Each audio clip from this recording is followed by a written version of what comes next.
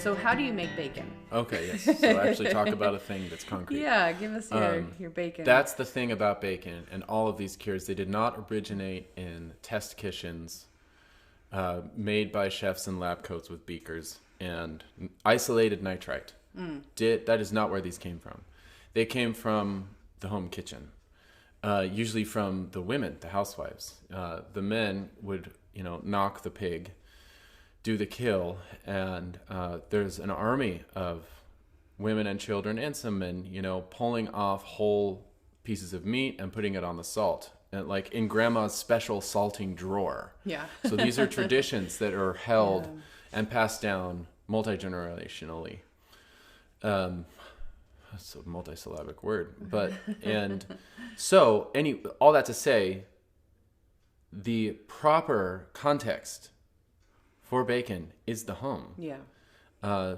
You are the one with the prowess to make it, because that is where it originated from. So, how do you make it? Bacon falls in the category of whole muscle cures.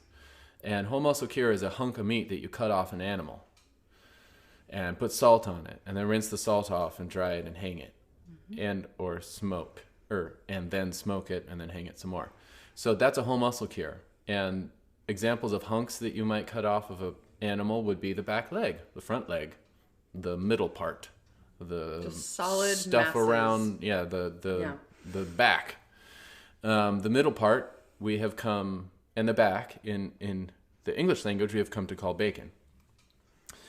And you take the fresh flesh, either still warm with body temperature, or after being chilled in a refrigerator, or even after having been frozen.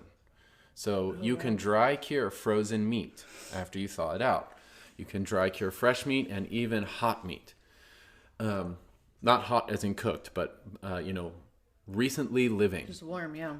Retaining the thermal mass of life and of metabolism. So you take off a hunk, and in the case of bacon in America, that means the belly. And you apply salt. And what the salt does is remove and bind water, because water is not the agent, but the catalyst of spoilage. It's like the environment. Available water that is unbound, that is puddled, that is in a little droplet, that is available to bacterial diluents, which is when bacteria get together and they have a party and they proliferate and they start eating proteins and sugars and farting and pooping toxins and nasty things and slime, and otherwise known as spoilage, and they cause spoilage. And so when you apply salt to meat, you are removing the water, it'll drain off the meat, but you're also binding the water. So what water remains, little salt ions will occupy, as it were, those water molecules and make them unavailable. They're bound. They're not accessible to other bacteria. And I don't exactly know how that works.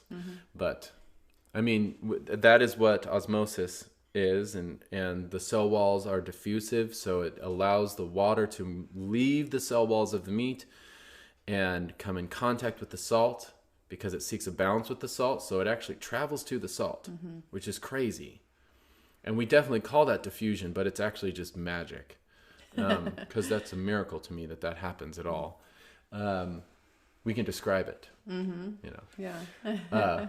but then that's where our knowledge ends. Yeah. And so that's kind of what makes bacon bacon in my mind. That gives it the salty flavor because the water is carrying salt back into the meat. And then it's also what cures it because it's binding the water and removing it. And so if the bacon were to go bad, it would be through a bacterial invasion and colonization. Bacteria would get on there and multiply and rot the meat. And some of those bacteria would be pathogens, which are not so good for humanogens, and they can make you real sick.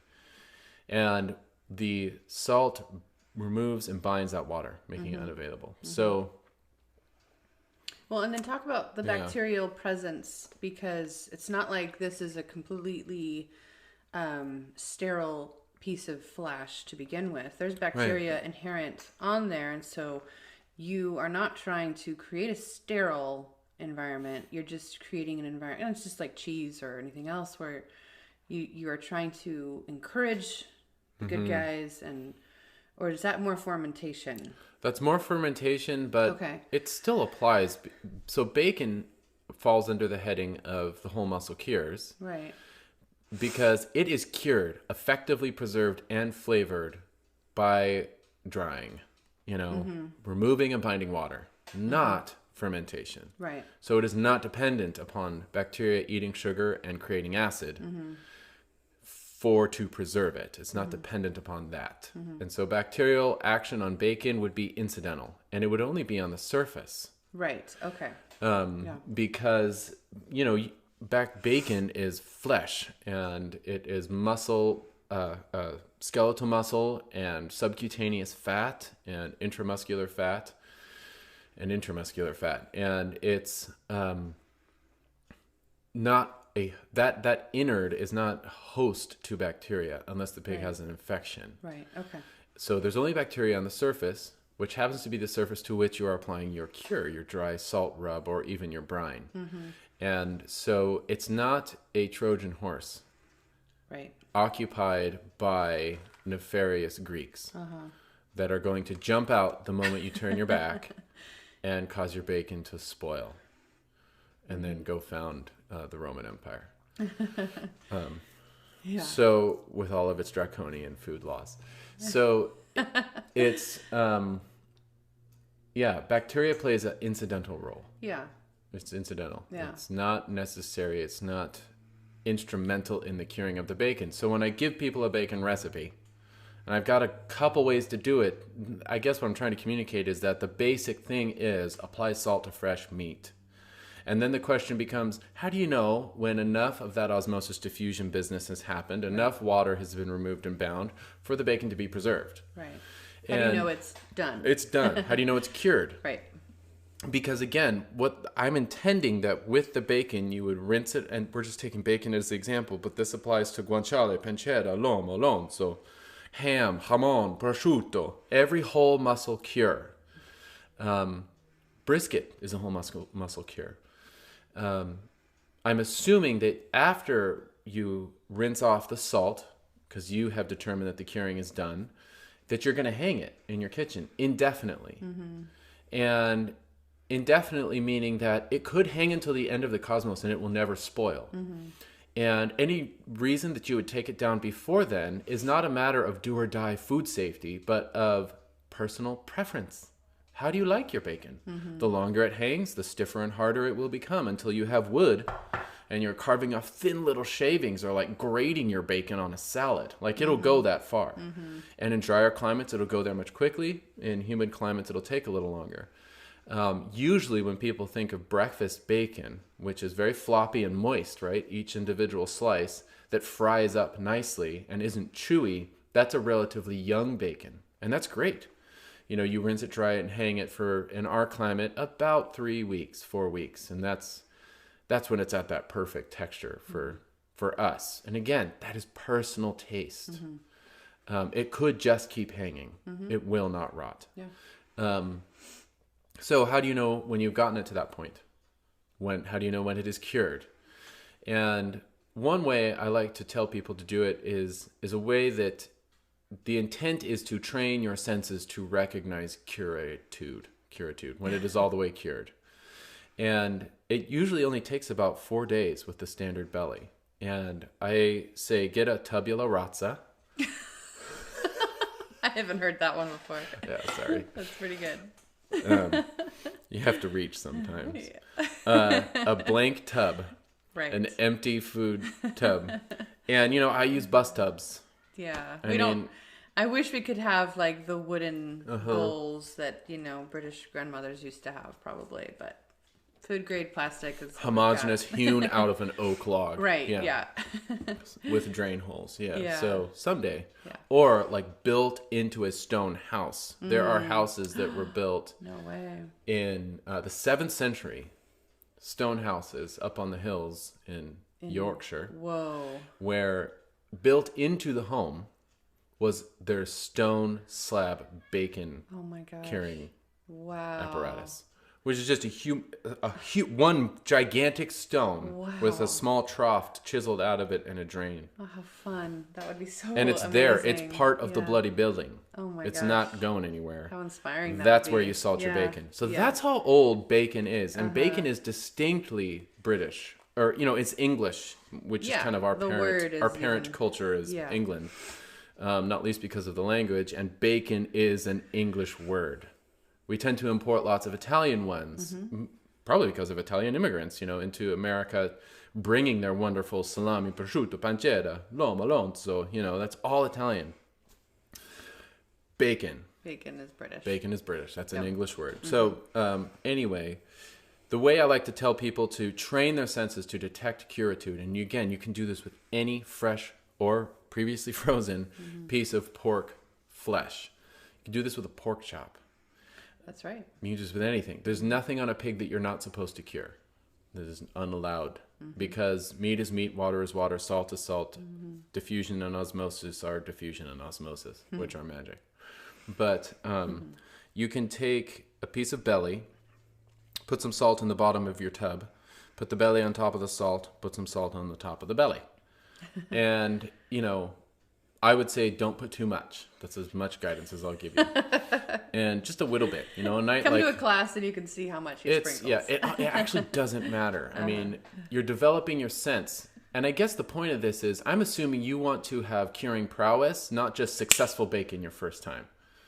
I'm assuming that you want to be docile to what the process of integrity will yield rather than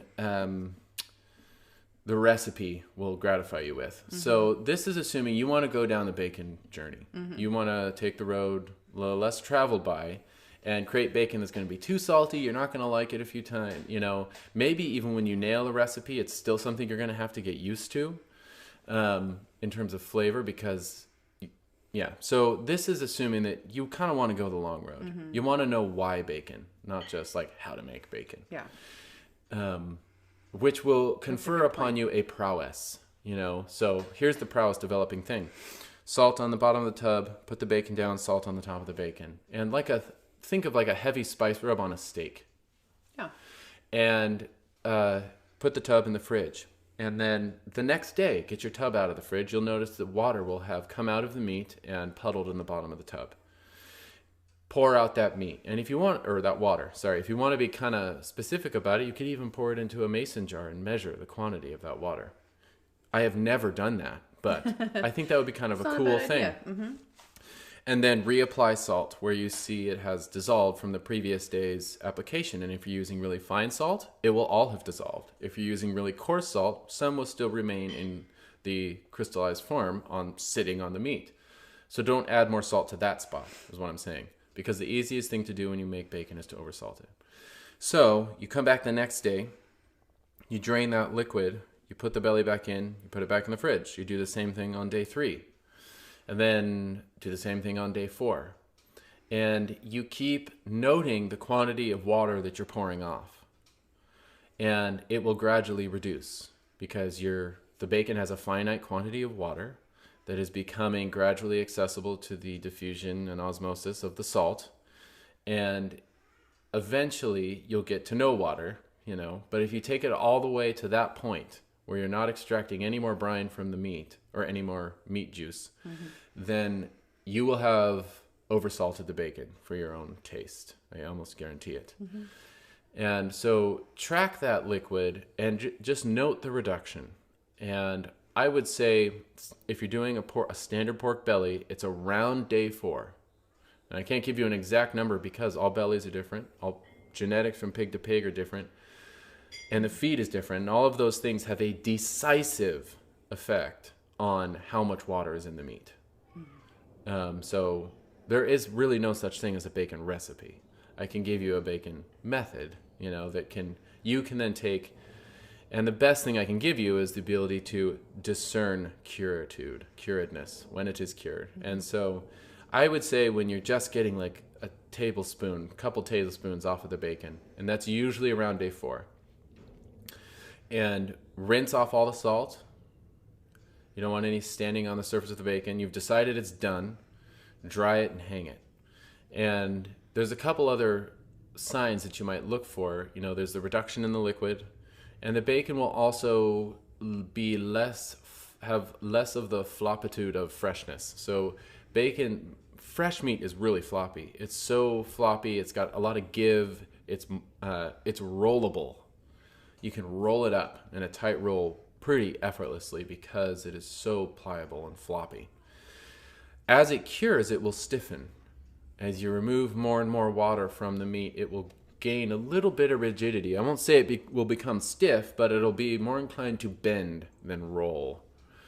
But really, these are just things you need to open your senses to. Handle the bacon, feel it, smell it, look at it. The meat will get darker as it cures. That's another thing. The pigment of the flesh will darken a little bit. And I should also say that, you know, this simple recipe, these signs will all be thrown off if you use tormented pork. Because pork from the grocery store or of lesser quality is pumped full of feed that chemically enhances the water holding capacity of the pork. And since curing is water holding management, you're just, all bets are off. You have no idea how much of that, you know, chemical the pig ate in its diet. Interesting. And then even at the butchery and the slaughter, at the butchery stage of pork like that, they're injecting it with polyphosphates to plump it up and to add more water weight. Whoa. So again, you've got, that'll skew your water measurements, and the pig will be going rancid immediately when it's exposed to oxygen. So the meat will not be getting darker. It will be becoming more and more pale and bitter and yellow. It'll all turn gray on you.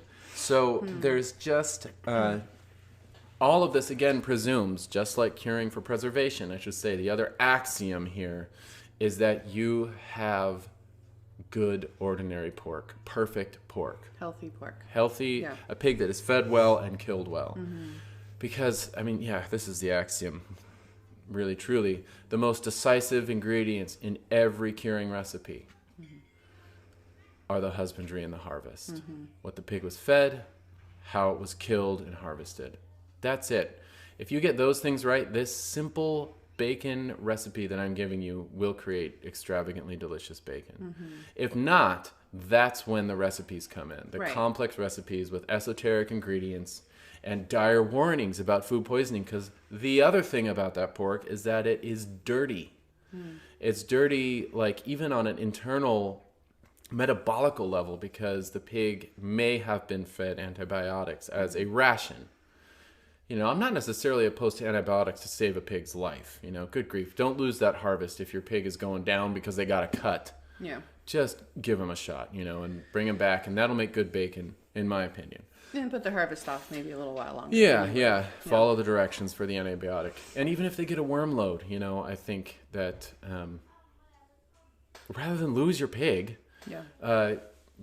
worm them. Especially if you're on a small scale homestead, you can't afford to lose a whole pig. No, don't beat yourself up about that. And then just fix your husbandry practices to mitigate worm loads, right? Anyway, but again, if you go with the tormented pork, that meat is dirty. On the inside, it's not just the surface thing that you have to worry about anymore. So they've been consuming toxicity. Some of those antibiotics, like components of them, are fat soluble. And so they make the fat bitter and gross. Usually the protein ration in the feed is based on soy, which has been radiated, has been cooked. And so those oils have been exposed to oxygen for a while. Who knows? They're grown in China and shipped over to, you know, wherever they were fed to the pig. And so the pig is eating lots of rancid oils, which make that fat bitter, which also makes the lean go rancid quicker, which means that your color metric that I mentioned, you know, discerning the darkening of the color, you don't have that anymore with a tormented pig. And then just the sheer number of locations that the flesh has been through makes it dirty. Yeah. You know, it was probably slaughtered and cut up in one place, one humongous building, but then shipped to how many, you know, refrigerated trucks, refrigerated warehouses before it makes it to the retailer, and then it makes it into your bag and then into your kitchen. I can't tell you how, I mean, I take it for granted every time. I kill a pig in my backyard and then I drag it to my truck and I put its bellies in my butcher shop, which is sometimes 15 feet away. So less than 1 food mile by a lot. And it's just, there's so much more control. But, so all of that to say, start with good pork, and this simple bacon recipe, which is taking me way too long to communicate, will work beautifully. So you've decided we've reached a good degree of rigidity. There's just a little bit of water left in the tub, not a lot, and the meat is darkening. You know, the pigment is changing. So you rinse off the salt with some tepid water, and I'd say, you know, scrub the belly a little bit, jostle it, and you might lose some of the rigidity as you're doing that. You know, it's going to get a little floppy again, and that's fine. But you really want to get the salt off the surface of the meat, and hang it up, and let it hang for a couple weeks. And you could, after it's hung for a day or two, and you see that the surface is dry, not moist, but dry, then you can cold smoke it, which is to say you're not cooking it with the smoke. It's just smoke lazily wafting around the meat without cooking it. So it's a cool smoke, not a heat source. The meat is still raw, in other words. And then hang it back in your kitchen. And it's best to do this when there are no flies around. So winter months, you know, in the northern hemisphere, do that and when it's cold. And then you won't even have to think about flies. And slice it and try it. And see what you think. You're probably going to think it's too salty, and you might be right, because the first thing everybody does is oversalt, because you heed the little devil on your shoulder telling you to just keep it on the salt one more day, just add a little more salt, just to belt and braces, make sure it's safe. But the thing about that little devil is that it's not based on knowledge.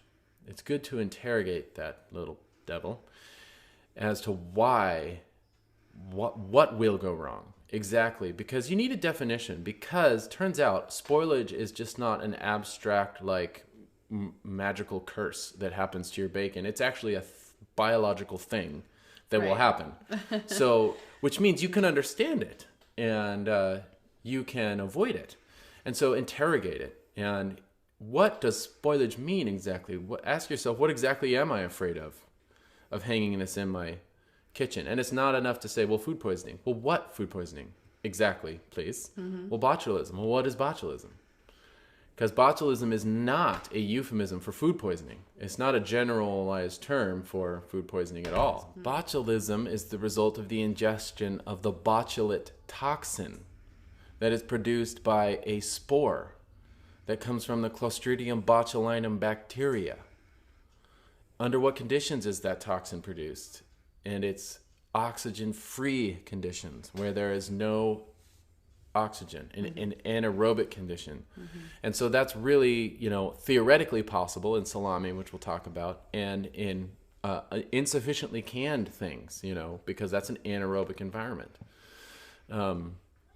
So when it comes to whole muscle cures like bacon, botulism just is really not possible unless you are subjecting the whole muscle to an anaerobic environment. That's the only way you could achieve that. So if you're vacuum sealing it, and even if you're vacuum sealing it, there's salt in there, you know, usually, if you're following the, what do they call it? The EQ cure method, whereby you measure out exactly 2% of salt by weight, and then you ensure that every grain is touching the meat, and then you vacuum seal that or put it in a very tight-fitting Ziploc bag. You're ensuring that the bacon will never have more than 2% salt. You're also salting it to the minimum of what is required to cure it and taste good. 2% salt by weight happens to be what cures meat and what tastes good. And that's kind of a serendipitous correlation, and probably not without biological justification, actually. Even in a Ziploc bag, there's going to be salt, and that will keep the pH real low and the water bound, even the brine that is created. Because the other thing that Clostridium botulinum needs is free water and a high pH. So alkalinity, you know, it can't handle an acidic environment.